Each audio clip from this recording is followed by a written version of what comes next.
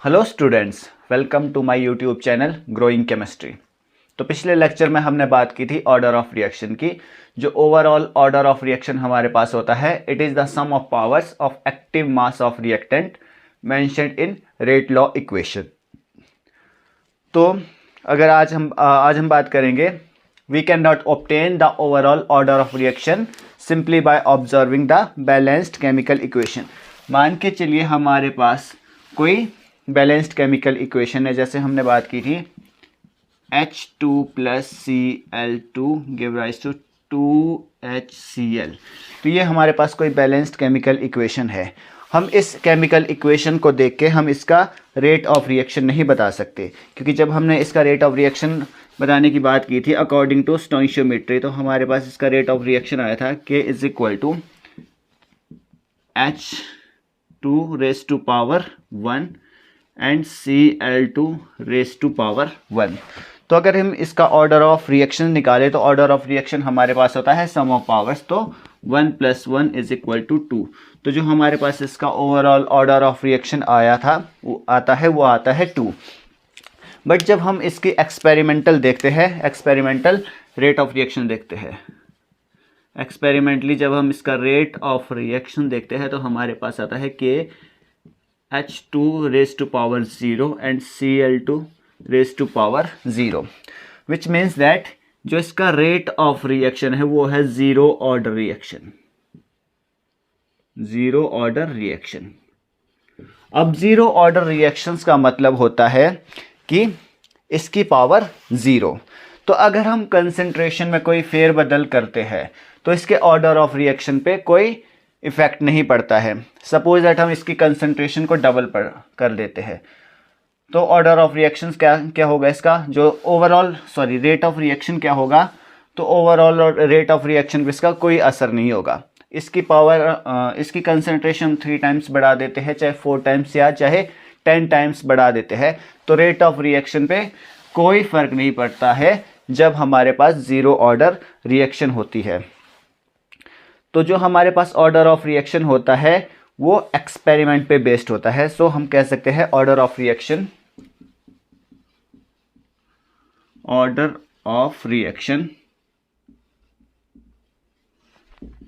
Is always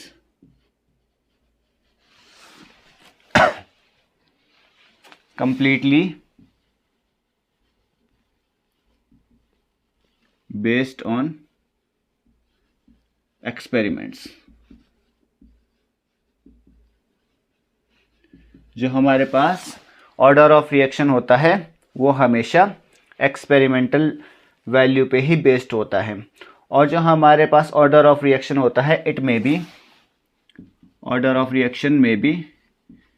it may be 0 1 2 3 4 and so on. जो हमारे पास order of reaction होता है वो 0 हो सकता है या 1 2 3 4 हो सकता है, और also may be fraction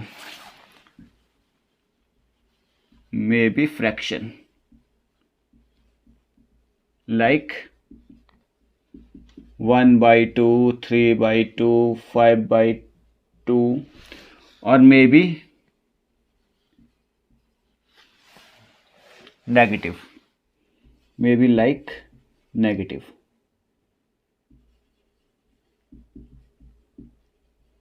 suppose that -1 -2 -3 and so on।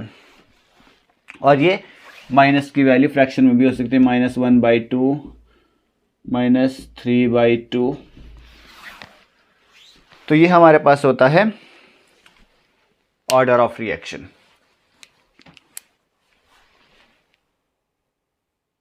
यहां तक नोट कीजिए, प्लीज टेक अ स्क्रीनशॉट।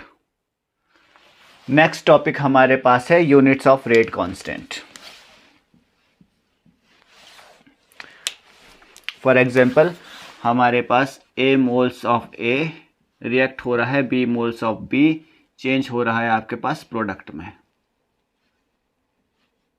अगर हम इसके लिए रेट ऑफ रिएक्शन लिखे तो रेट ऑफ रिएक्शन हमारे पास होगा, rate of reaction is equal to K active mass of A raised to power x and active mass of B raised to power y।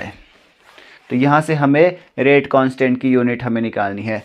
तो k इज इक्वल टू हमारे पास आ जाएगा rate of reaction, K as it is रहेगा और ये इसके डिवाइडेशन में आ जाएगा concentration of A raise to power x into concentration of B raise to power y। अगर हम रेट ऑफ रिएक्शंस के यूनिट्स की बात करें तो रेट ऑफ रिएक्शन की यूनिट्स हमारे पास होती है मोल्स पर लीटर पर सेकेंड, मोल्स पर लीटर पर सेकेंड। और सिमिलरली हमारे पास जो कंसंट्रेशंस की यूनिट होती है वो होती है मोल्स पर लीटर। अब इसकी रेज टू पावर हो गई x और दूसरी भी है हमारे पास कंसंट्रेशन ऑफ V, इसकी भी हो जाएगी moles litre inverse raise to power y।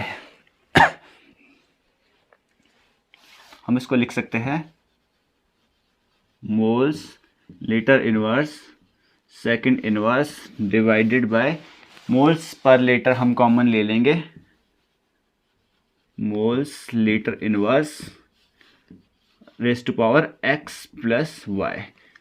x plus Y is equal to, आप इसको मान लीजिए n, और जो ये n होता है हमारे पास, ये n होगा order of reaction. n is equal to order of reaction. n हमारे पास हुआ ऑर्डर ऑफ रिएक्शन।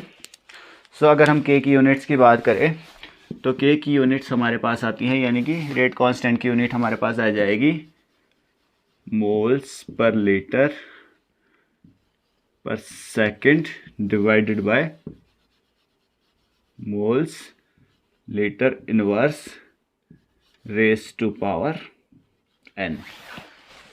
तो हम रेट कांस्टेंट की यूनिट एक तो इस तरह से लिख सकते हैं और इसको हम फर्दर आगे कर सकते हैं, सॉल्व कर सकते हैं फर्दर। तो हमारे पास आ जाएगा moles litre inverse second inverse. जब हम इसको ऊपर लेकर आएंगे तो ये हमारे पास हो जाएगा इंटू मोल्स इसकी पावर n, तो यहाँ हो जाएगा minus n into litre 1n is equal to 1 into n, तो हमारे पास आ जाएगा माइनस n। तो जब ये ऊपर आएगा तो हमारे पास ये हो जाएगा प्लस n। जब इसको सॉल्व करेंगे तो हमारे पास आ जाएगा मोल्स इसकी पावर हो जाएगी 1, मोल्स को कॉमन ले लिया minus n, 1 minus n litre इसकी पावर है -1, इसकी पावर है n, तो n minus 1 into second inverse. तो हमारे पास k की यूनिट ये भी हो सकती है। हम दो तरह से k की यूनिट को लिख सकते हैं। सो ये दो तरह की हमारे पास यूनिट हुई k की। अब हम k की यूनिट निकाल के देखेंगे जीरो ऑर्डर रिएक्शन के लिए, first order, second order and third order reaction के लिए। सबसे पहले हम देखते हैं ज़रा जीरो ऑर्डर रिएक्शन के लिए। तो हमारे पास n की वैल्यू कितनी हो जाएगी, 0। यहाँ पर हम इसको पुट करके देखते हैं, n की वैल्यू हो जाएगी हमारे पास 0। तो ये हमारे पास हो जाएगा moles litre inverse second inverse divided bye हमारे पास n की वैल्यू है 0। तो ये वाली जो टर्म होगी हमारे पास वो हो जाएगी पूरी तरह से 0। सो n की वैल्यू जब 0 होगी तो हमारे पास जीरो ऑर्डर रिएक्शंस के लिए यूनिट बच जाएगी मोल्स पर लीटर पर सेकंड इनवर्स। जब हमारे पास n की वैल्यू 1 होगी तो हमारे पास क्या होगा, अब इसकी वैल्यू हमारे पास 1 हो जाएगी। तो हमारे पास यूनिट हो जाएगी moles litre inverse second inverse divided bye, अब इसकी वैल्यू हो जाएगी 1। सो मोल्स लीटर इनवर्स, मोल से मोल कैंसिल, लीटर इनवर्स से लीटर इनवर्स कैंसिल हो जाएगा। सो जब हमारे पास फर्स्ट ऑर्डर काइनेटिक्स होगी तो हमारे पास उसके लिए यूनिट हो जाएगी सेकंड इनवर्स। सिमिलरली अगर हमारे पास n की वैल्यू 2 है, second order kinetics n is equal to 2, तो इसकी वैल्यू हो जाएगी 2। तो हमारे पास यूनिट हो जाएगी moles litre inverse second inverse divided by mole square. Moles n की वैल्यू हो जाएगी 2 लीटर रेज़ टू पावर 2। मोल से ये मोल कैंसिल, लीटर से ये लीटर कैंसिल हो जाएगा।